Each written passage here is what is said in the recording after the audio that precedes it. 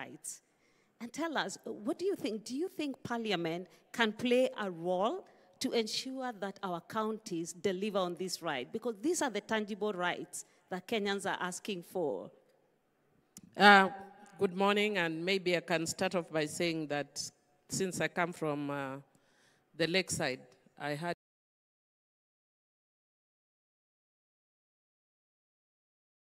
a PhD student.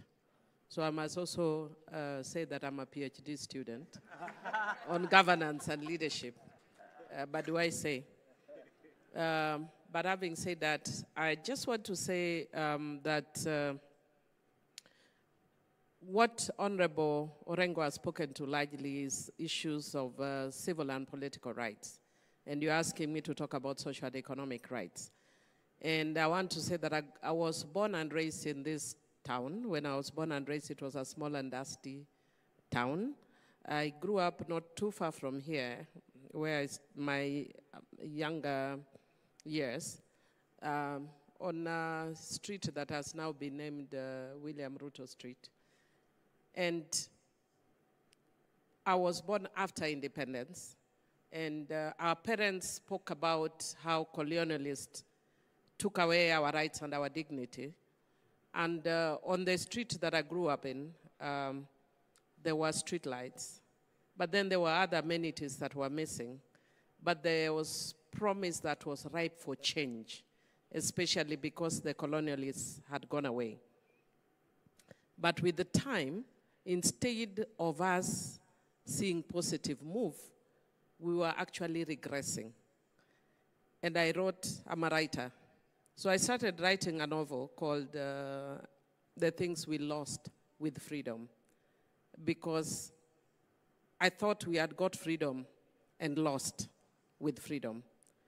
And it's a paradox, because then we were fighting so hard to remove the colonialists and ended up losing in the process.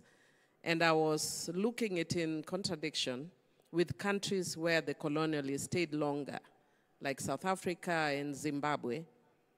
And you could see that they had progressed in certain things because of that. And I think it's an uncomfortable truth that a lot of us as Africans leaders don't want to deal with.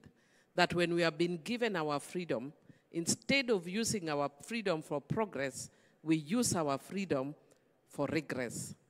But I want to say that, fortunately, I have been forced to halt writing my book. And it is a tragedy, because I've had to halt it only because of the last probably a few years in Homa Bay, 3-4 years in Homa Bay. And the reason I halted it is because the reason I was writing this book is that I'd hoped to see the hospital bigger, better, offering better services. But it was worse than the hospital where I was born and raised in. It had gotten worse. I'd hoped the roads were tarmacked. The roads were not tarmacked. They were getting worse. Everything that we saw, we had running water in the house. There was no more running water in the house. So I was like, so why did we want freedom anyway? But that's why I'm saying it's changing in the last few years. And you can credit that to a deliberate effort by the national government towards inclusion of this area that has been marginalized for years because of being in opposition, and which is a tragedy, that we don't look at issues of inclusion and governance. You know, civil and political rights really marry a lot with social and economic rights. Because if you are not in government, then you are not served. So I would actually want to challenge our government to ensure that it doesn't matter whether people are in opposition or not, include every part of the country in development. And that is why a lot of my friends, I'm here with my friends who I told them I want you to come and experience Homa Bay. In the crowd here I have my friend who is from Nyandarua. And she was telling me, how come many places you hear people saying 1 term, and here people are just jumping saying 2 term. And I told her, if you go around here, you are seeing the roads. All these roads in reality are new. And it shouldn't be that way. It should be that development is there, and I make my decision independent of that road based on other governance facets. So what am I saying in summary? I'm saying that with the devolution, again, we are seeing now things changing. The governor for Homa Bay told us yesterday that the county government is already doing an emergency wing a unit for Homa Bay Hospital. So that's a positive change. There are many dispensaries that are coming up in the county. That's a positive change with the devolution. So our challenge, especially as governors, is we have opportunity with the devolution for purposes of social and economic rights to change the trajectory of our own counties, to bring healthcare, to bring water, ensure there's access to water, healthcare, and services. But then, of course, again, Honorable Rengo will tell you justice delayed is justice denied. Most of us think of it in terms of civil and political rights. But in this case, the justice delayed would be how quickly do governors get counties money from the, the national. How quickly does the money come? And for the first time, I'm happy that, and you'll confirm to us, that the CS Treasury has said that for the first time, the money has come, all the money has come in time. Because again, even if you say that you are allocating money to governors and it comes, late, then it affects planning and the delivery of service. Otherwise, what I can say as a country, that we kind of had a seesaw, but in civil and in social and economic rights, our greatest hope is with the counties working and working effectively. Thank you. Thank you. Millie, I want to push a little on that, and maybe to encourage you to finish your book as a PhD student. But I also want to push a little bit on that. You talked about, we were colonized, we were left with something, we lost it. The second liberation was the Constitution. So how do we go about making sure we don't lose momentum? Because what you're speaking to is actually lost momentum. We seem to gain it, then we lose it. So how do we ensure we do not lose momentum? And how do we sustain that which you're speaking to now? You're saying things are changing. We can see in Homa Bay, you're telling us the hospital you're born in is much, much better now. But how do we make sure we don't lose it? I think for me, it's about holding the leaders accountable. And there are different arms, and that's why I'm glad that we have civil society as well, but also the National Assembly as well, and the Senate as well. And the senators would really help us by ensuring that we hold our counties accountable. And the National Assembly would help us by ensuring we hold the executive accountable. And the civil society would help us by holding the members of parliament accountable. So it's about vigilance and accountability. And if we don't sustain that vigilance and accountability, then we would regress. And one of the things that I love about the Constitution, as Honorable Rengo has indicated, can you imagine even the recent challenges we had as a country if we did not have the Constitution? It would be a tragedy that you find somebody shoots, like the guy with the mask who was shot. And if we didn't have a constitution, what would be his recourse? Yeah, of course, we hope that cases of these extrajudicial killings would stop. But because you have a constitution, you can see that now there is even a talk about compensation, which I really welcome. And maybe just to also inform you that I'm the one who came up with the Victim Protection Act, and I'm glad that we are amending it to provide a stronger framework for compensation. But we need to not have. I'd be happy if the law I passed is ineffective because we are effective as a government, so that nobody needs to be compensated. That's my dream, that nobody needs to be compensated. But unfortunately, because you have rogue people, like the guy who shot the mask, and the tragedy is he's a very young guy. He's himself a very young guy, and he shot this guy. And now they've, it's a loss which we don't. One life lost is one life too many. So for me, I think anchorage on the Constitution is what we need. Vigilance in ensuring the Constitution is implemented is what we need. Thank you. Thank you very much. Indeed, accountability to the Constitution must be what we pursue as a nation. And speaking to that, Honorable Mungatana, you're from Tana River, another PhD student, and listening to what Millie is saying, she's saying, if it has to work, there has to be accountability. Senate is an oversight organ. How would that organ go about oversighting counties to ensure that they are really drivers, practically so, of socioeconomic rights and human rights? Oh, thank you very much. First of all, I want to really say how happy I am being in Homa Bay today.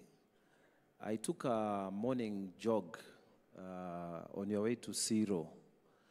And the enthusiasm of the people, I was amazed at how beautiful this place is, you know, the hills, the greenery, it's so nice. And I thought if our girls came here, they won't go back to Tana River.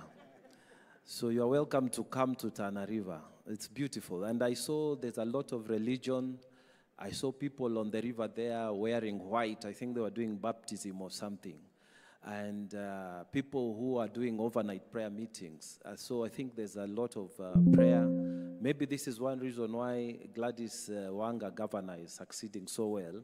I think people have a lot of faith and enthusiasm. As I was running there, I just had Muzungu, Muzungu. I told them, no, mimi ni Mswahili. And they all laughed, I don't know. But it's beautiful. Thank you so much to be here. The weather is fantastic. Except that the sun, it comes late. I think it was rising a bit late from our side, and it goes down a bit later. I don't know.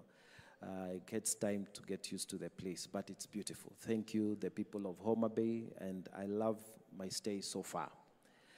Maybe to go back to what we are saying about accountability.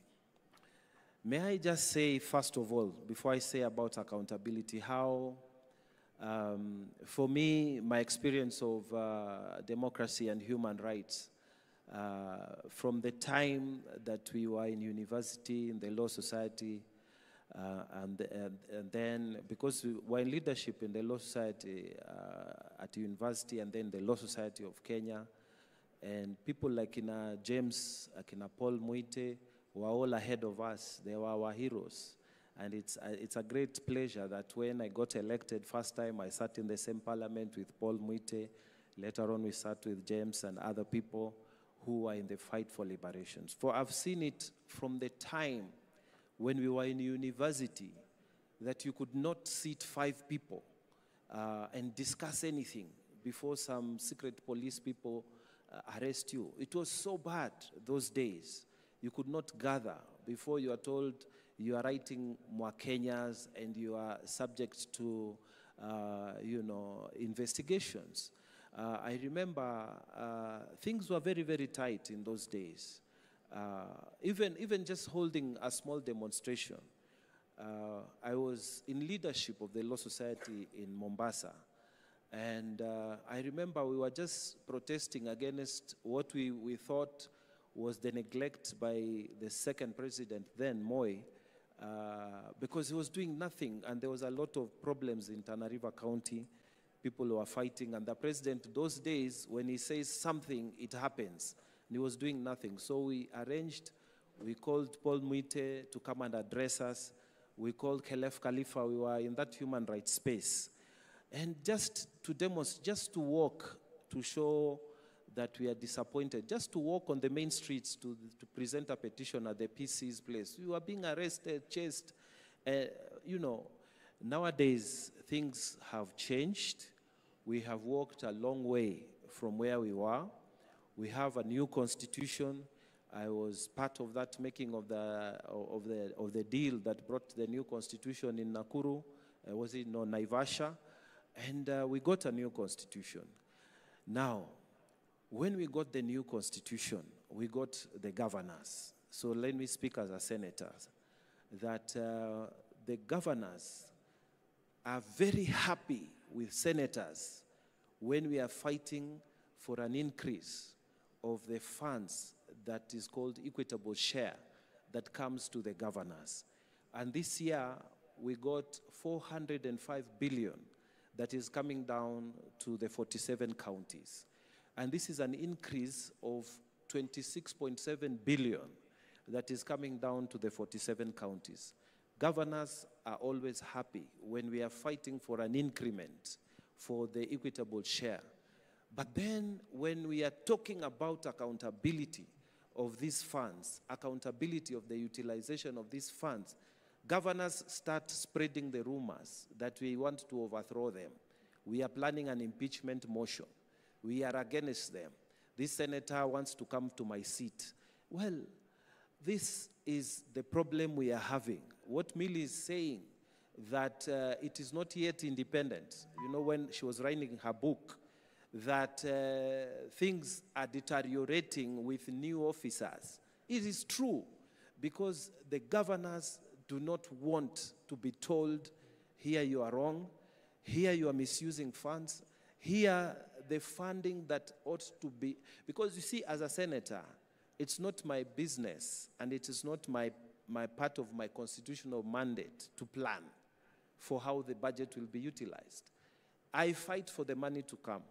When the money comes to Tana River County, it is the responsibility of the governor to make sure that that money goes to health, that money goes to the roads that they are responsible for, basic education, it goes to the salaries and all that planning.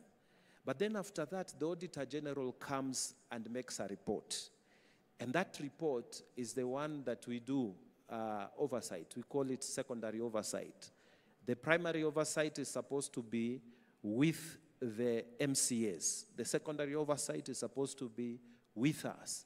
And we try to do the best we can. But every time you are doing real-time oversight, like you visit a hospital and you visit a market that is being constructed to show that maybe there's no value for money, the governors are up in arms.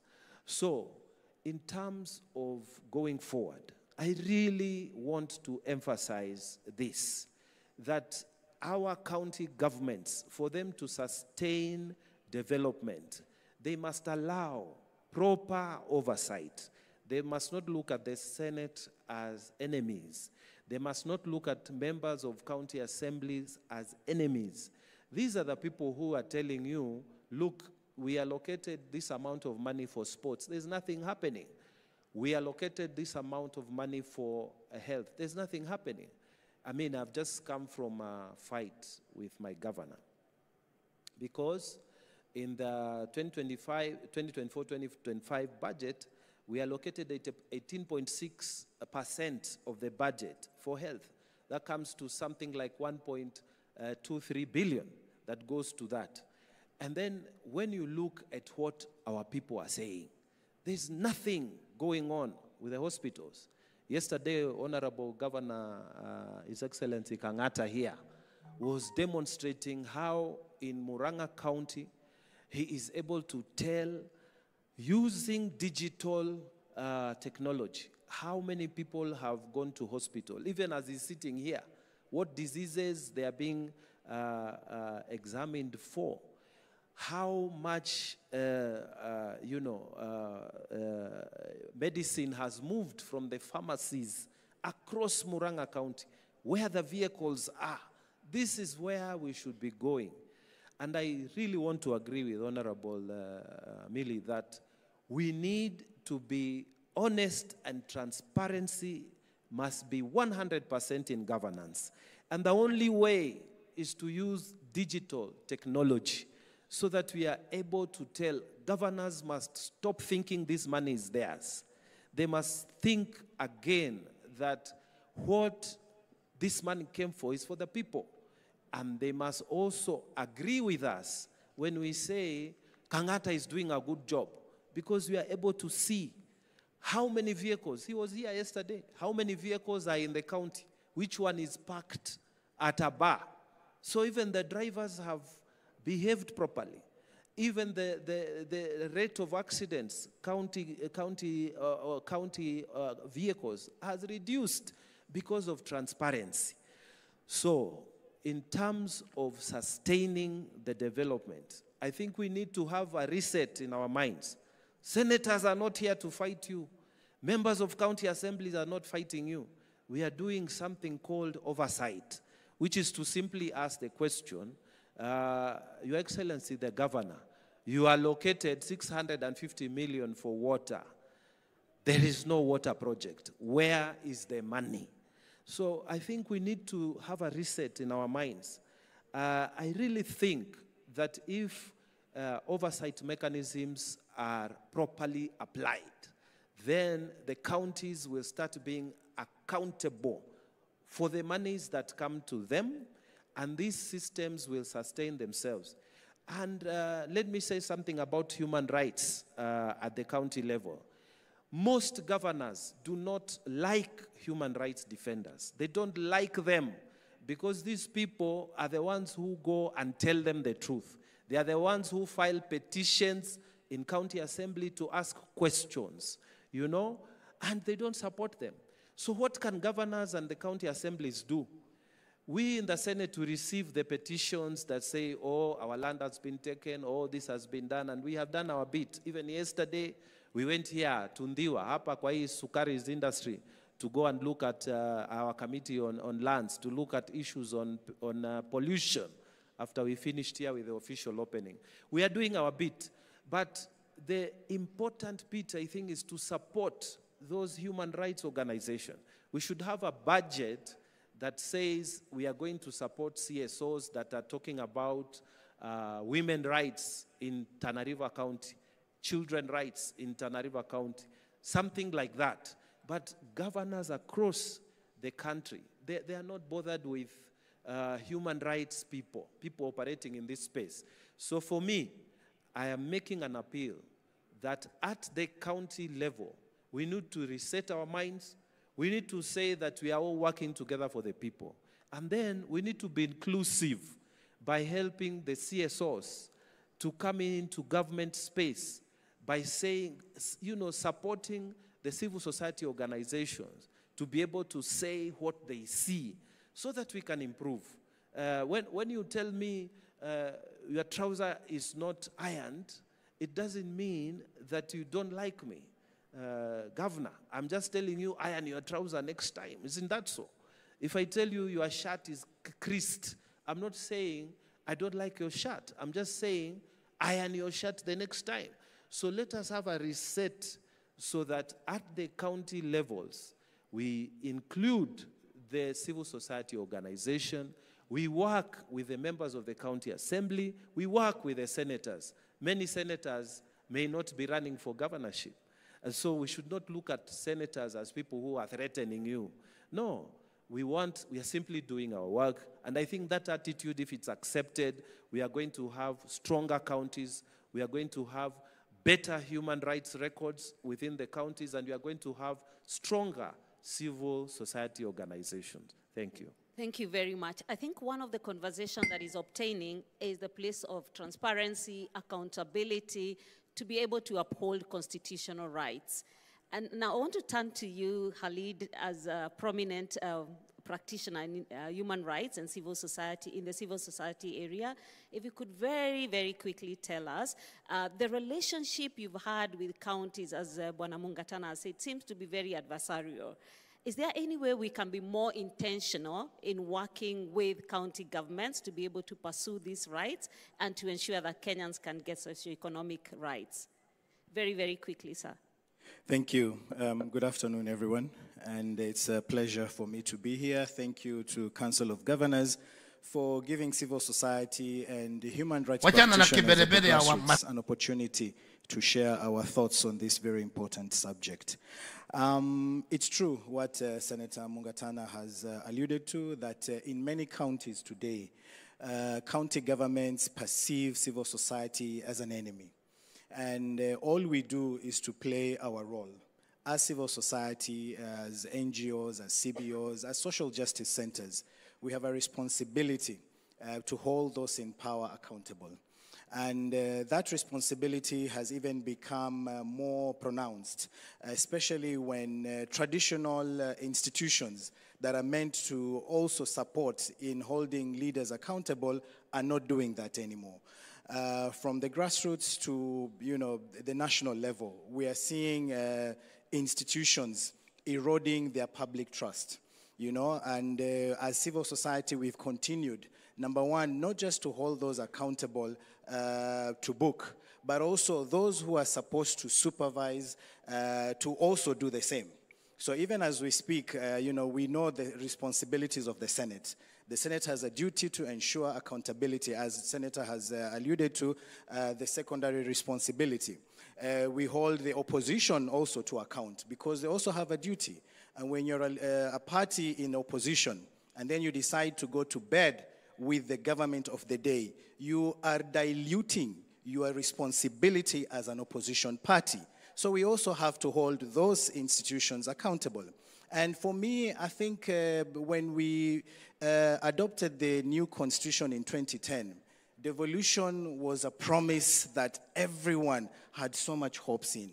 Unfortunately, and as we make reference to the Auditor General's report, you will find that that promise has somehow turned into plunder. Every other day, every year, you hear of mismanagement of resources, ghost workers, unaccounted or unsupported expenditure. And this is something that as civil society, we are very, very worried about. And we feel that devolution can play a bigger and better role than what we are seeing currently. County governments have the primary mandate to deliver on Article 43 of the Constitution. Socio-economic rights. This new constitution made the right to health care. Gave us the health care as a right to food, right to clean water, and all these things. And these are supposed to be delivered primarily by the county governments. That's why for us, we are very much, zeroing down on county governments because the promise was with those county governments. And when we see in the streets, dilapidated infrastructure, we are not seeing the promises that were made, then we get extremely, extremely frustrated. And it's not just civil society, it's the population out there. Many people feel that, county governments are not delivering on their mandates. Every time you go to county governments, the services are never there. You find that county governments mainly divert resources either to governors' homes, to county executives. It becomes a pool or a party for a few to benefit from the county government resources. But the larger population remains unserviced or, not truly getting the fruits of devolution. So we feel that, time has come for us to consider restructuring the devolution structure that we have in this country. It is our firm belief that we over-devolved. 47 is, economically unsustainable, politically not viable, and it's about time we have used the experience, 15 years of experience, to review the devolution structure that we have so that we can then put into account our experiences to make sure that we are able to do that. And as I conclude, one very clear proposal that we are making is to reduce the number of devolved units. 47 is just too much. We need to reconsider that, either halving it at most, or maybe even having a minimum of 8. So that we can have more resources dedicated to service delivery, as opposed to paying 47 governors, paying 47 county assemblies, and all this, all those resources can be better channeled to provide services to the common mwananchi. Great. Thank you very much. I think one of the things you've highlighted is after 15 years, we need to come back and ask ourselves, how is it working? Now, I want to turn to another oversight agency, and this is NGEC, and ask, how would we translate this to national values? Because the ideal would be if good practice became norm and became a national value. You did a study not so long ago on national values and how counties are actually implementing that. Would you please speak to it very, very quickly? Thank you, Jackie. Allow me to appreciate the panel. Unlike yesterday, it is a very inclusive panel. We have a 50-50 representation. As a commission, we were very concerned yesterday that out of all the speakers, we only had 2 female. That is, the first session had only Senator Muma, and I think the afternoon had only Governor Gladys Wanga. So I'd like to congratulate you today. Having said that, from National Gender and Equality Commission, of course, we are a constitutional commission established pursuant to Article 59(4) of the Constitution of Kenya. And our main mandate is to promote gender equality and to ensure freedom from discrimination. And therefore, we have worked closely with the county government because out of our 16 mandate, as you have rightly put it, one of it is to ensure that the principles of equality and inclusion is adhered to by both the national and the county government. For a decade, we conducted monitoring, and therefore we noted gaps and gains. And I would like to put my presentation into 3. I will start with the representation. In terms of representation, we have been having a progressive growth, especially in representation of female in county assemblies, where at least the basic minimum of 33.3% is met. However, there is no effort to increase the representation to 50. Therefore, we have an opportunity to do better. Also, in terms of representations of youth, progressively from 2017 to 2022, we have seen an increase of numbers of youth elected to county assemblies from 317 to 349 in 2022. Also, persons with disability, as commission, we have noted that almost half the county assembly have representation of persons with with in the assemblies. And I would like to appreciate the governor of Siaya is one of the counties with persons with disability in their assembly. Again, another indicator is protection of the vulnerables, especially women, from harmful cultural practices such as FGM, gender-based violence. Again, there is a progress. However, the gap is that we are seeing increase of femicide. Some counties are still practicing retrogressive practices such as FGM. Therefore, we have an opportunity to do better. Thirdly, we also audited in areas of access to services, especially public participation, which is a constitutional requirement. I think that is an avenue where we could do better as a counties. There is a report that it is more or less like a token or organized participation. Therefore, going forward, we would like to see a citizen having a lot of say and participation. What do we do as National Gender and Equality Commission to ensure that all these values of Article 10 is adhered to? We do a lot of collaboration with counties. We support the CECs and MCAs to train them on the values of Article 10. We support the county government to develop policies. I think over 35% of counties have policies, gender-based violence policies, PWD inclusion policies, and other policies that is relevant to inclusion. Likewise, we also train the clerks of the national assemblies to be more sensitive, especially when it comes to issues of budgeting, to ensure that the special interest group is protected. Thank you. Thank you very much. What we are hearing is it's happening, but it could do better. One of the areas of inclusion you have highlighted is gender. But one of the most excluded is actually young women. Now, I have with me Ms. Bolo, who is the chairperson of Young Women Leaders Connect.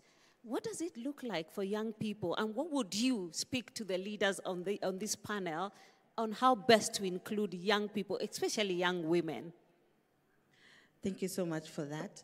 I think I'd like to start from the point on transparency and accountability that I think Senator Mbungatana spoke to. And it amazes me that every time there is a governor who has just come in, when you're in their meeting, the first thing you'll hear them say is, you know, when we came in, we didn't find structures. We are still putting up structures.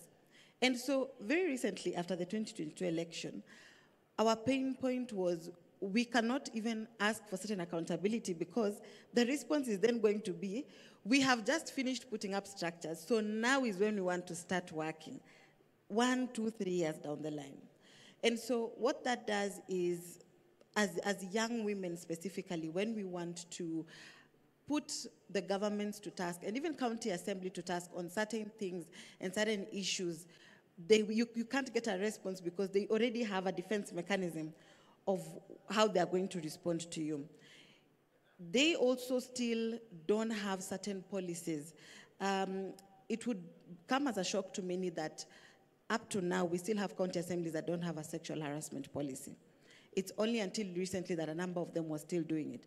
So as a young woman, when you're going to a member of county assembly, for example, to try and engage them on the issues on sexual harassment within your ward or within your area, how do you begin when they themselves don't even have a document that they can use in protecting you, a document that they can use when they are going into the county assembly? How do you begin that conversation?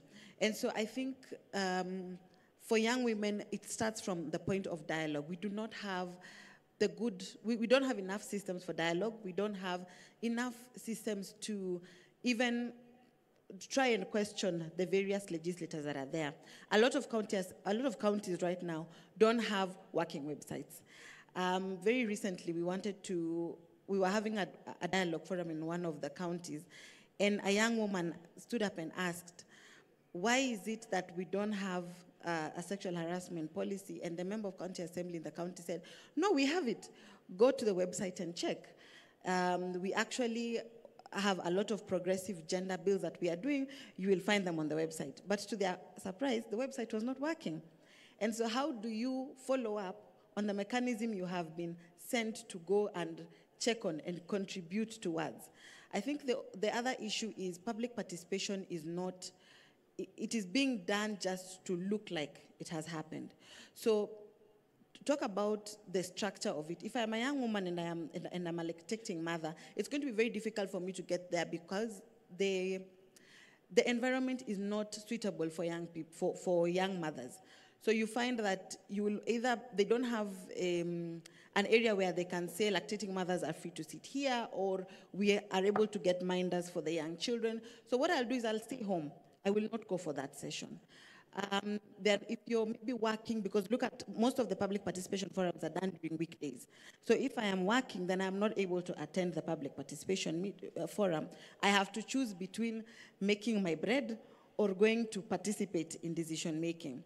So if we are able to incorporate civic participation, we have apps like Civic Voices that are able to tell people, these are the public participation forums that are happening, this is where it's happening, should you want to give your views, this is how you can give your views. That way, even if I'm not able to be there physically, I am able to at least follow up and see this is what people discuss and this is what has happened.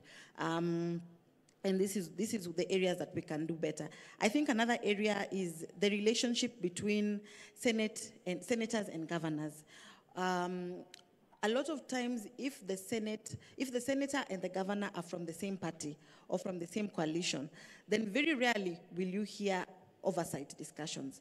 But if they are from different camps, then the excuse, especially from the executive, then becomes, I wanted to do A, B, C, and D, but the politics from the senator has stopped me. So again, that makes it also very difficult to question some of their gains and some of their losses, because then the issue becomes very political and moves away from what the tangible issue is. I think lastly is also to talk about the voices of young women. So when you go to, there are certain forums that we know are designated for the wazes, let me say, the traditional elders. We know women have the chamas, the jumuiya, but as a young woman, when you want to go to the chama, most of the time the women will tell you, you have your own duties as young women. Go and get your own caucuses as young women. And when you go to the areas where the youth are supposed to be socializing, then the men will not expect, the young men will not expect you to be there, because that is their space. They want to dominate. So you find that young women fall through the cracks because then they don't exactly have a particular area where they can belong, where they can, voice out what some of their issues are. Thank you very much. I think hearing that, you've talked about policy, but you've also talked about many false starts, especially in inclusion of younger person. I want to turn to you, Council Okello. You have had very good practice in terms of reform, especially at the judiciary level. Are there lessons you can share very, very quickly in a minute or so that you could share that counties can borrow in terms of how to meaningfully achieve these rights for citizens? Very quickly, sir. Thank you very much. You'll just give me a minute before I talk about the law and the judiciary, to talk about economics. In a minute, because we are talking about socio-economic rights, which is a very developmental term. My view, am I audible? Yes. Yeah. My view is that we'll only realize socio-economic rights if we satisfy two considerations. One, we must get the conceptual and philosophical basis of rights correctly. These are not gifts. They are at the center of human dignity. And that requires a major mental shift to embrace the very citizen-centric constitution that we have and not a state-centric constitution that we had before. So there needs to be a mental shift among duty bearers on the question of right within the context of Kenya in 2025. Then the second consideration is we must get the empirical and the strategic and the financial right. That's a second precondition. And what do I mean? Socioeconomic rights plays out on the fourth schedule, which is what Khalid was talking about. Devolved units are a major agent of realizing socioeconomic rights. And a lot of jurisprudence around the Bill of Rights has also emerged through contestations around devolution. Now, if we do not complete the transfer of functions to devolved governments, that process is incomplete, it's inchoate. And the best illustration is in health and agriculture. And I'll just give you two figures and one anecdote. So if we do not complete that transfer, and we also do not sufficiently support county government financially, then we are likely to face constant trouble with respect to socioeconomic rights. But also, if we do not have corresponding accountability that is robust, then it doesn't matter how much money you give to counties. The reason why I'm saying this is if you look at health, or if you look at overall allocation of sharing revenue, it has been declining. The national budget is increasing, the equitable share of revenue is declining. It was at 17.3% in 2022, it was at 15% in 23, 14% in 24, and 14.3% in 25. So the decline of the equitable share of revenue runs opposite to the increase in the total budget from 2.1 trillion in 2022 to 2.8 trillion. That's number one. Number two, and this is where the bigger story is. So first of all, we are below the constitutional threshold. But number two, if you look at the allocation to health and agriculture, which are effectively devolved functions, if you look at the fourth schedule, and those are the socioeconomic rights arena, that is where the real story is, and we should be worried about it. If you look at that data, since 2013, I did the math here, since 2013, the total amount of money that has gone to agriculture is 851 billion. Counties have received 194 billion. National government, 657. So counties, agriculture is devolved, but they have received 23% of agriculture allocation. Health is 50-50, yet health is also largely devolved. That tells you that the incomplete nature of the transfer of functions to county government will continue to undermine the ability to realize socioeconomic rights. That's the first thing I wanted to say. Then on the judiciary transformation that you talked about, yes, this is a key institution, realization of rights. In 2011, when it came in, we had 16 high court stations in the whole country. Today, there are about 45 high court stations. We had 53 judges throughout the country. Today, we have 190 judges throughout the country. In this county, you had to go to Kisii to access a high court judge. For those who know this county, from Nyakach to Isibania, there was only one judge in Kisii. That has changed. We have judges here, we have judges in Migori, and so on and so forth. So we increased the number of judicial officers to just improve the access to justice. There are many other things that are going on which may help with inclusion and socioeconomic rights. One, if I may say very quickly, the Small Claims Court. It was set up almost 3 years ago. As of now, it has had 294,000 cases, which says that there was suppressed demand for justice. And for me, that is a frontier for work. Number two, we have the alternative justice system mechanisms that the judiciary is rolling out, which is a very good alternative framework for resolving disputes quickly and in a cheaper manner. So very quickly, those are just two things that are happening in the judiciary that I think are key in helping realize socioeconomic rights at a very basic community level. Thank you. Thank you very much. Ladies and gentlemen, time is not on our side, so we need to be closing the panel. But I think hearing all that, I just wanted very, very, very, very quickly to ask Governor Orengo, what new practice would counties then adopt that would help in realization of these rights? Very quickly, sir. I think, first of all, let me make a general comment about some of the things that have come up because they have been directed to counties. There should be no apology about accountability. That is a requirement of the Constitution. And Mr. Khalid, my friend, whenever you are oversighting counties, either as a government institution or a civil organization, that is provided in the Constitution. And you should not whine about it.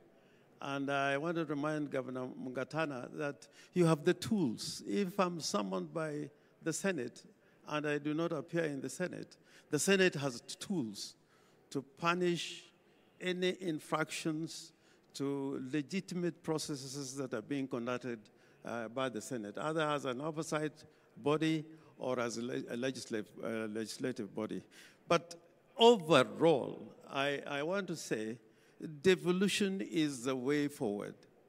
Whether you live in the West, the East, or South, or North, you would find that the most productive, successful countries are those who are devolved. Whether they are big or small, they could be as small as Switzerland, or as big as China, or as big as the United States of America. And what Mr. Okello has said, I think it's where the problem that we have in this country, that whereas we glorify devolution, but what we do really means that we are still not committed to it.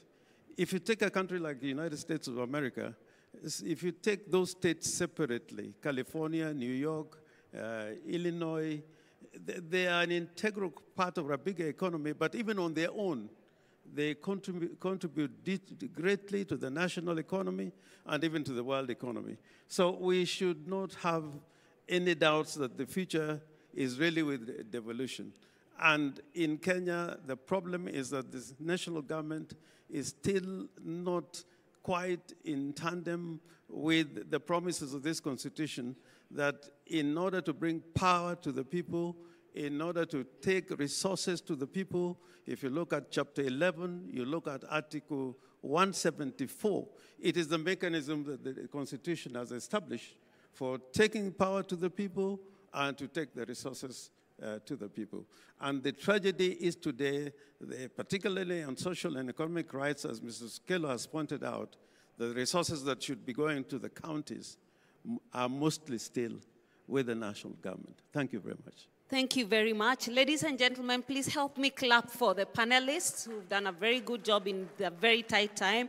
What I've heard them say is accountability is non-negotiable. It is good practice. It's good manners. We must be accountable. We've also agreed that the Constitution is the foundation and we must mature it. We must respect it. They've said oversight is important and the oversight organs and tools need to be applied. But we've also said for this to happen and sustainability of development, we must be innovative and inclusive.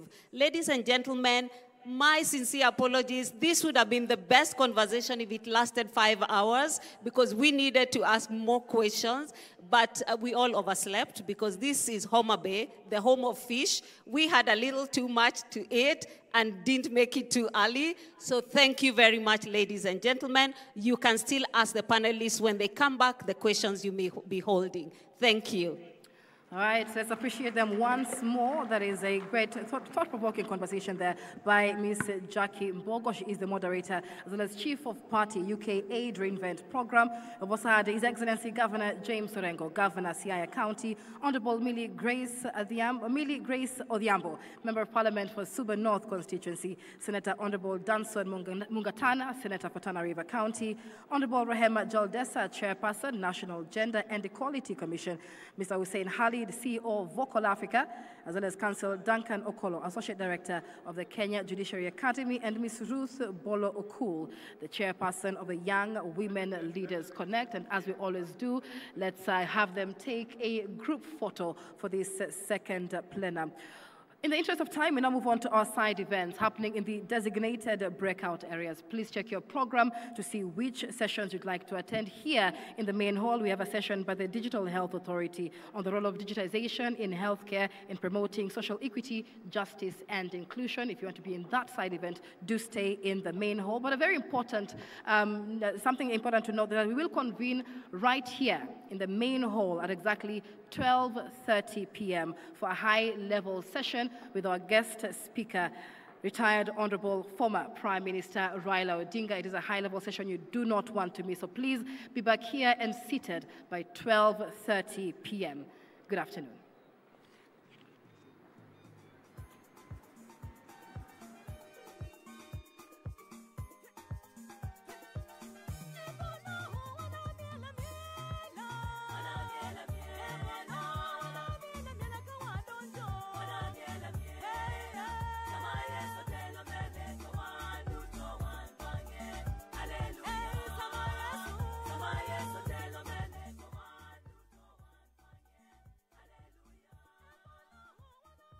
For the delegates and the dignitaries that will be accompanying former retired Prime Minister Raila Odinga. Thank you.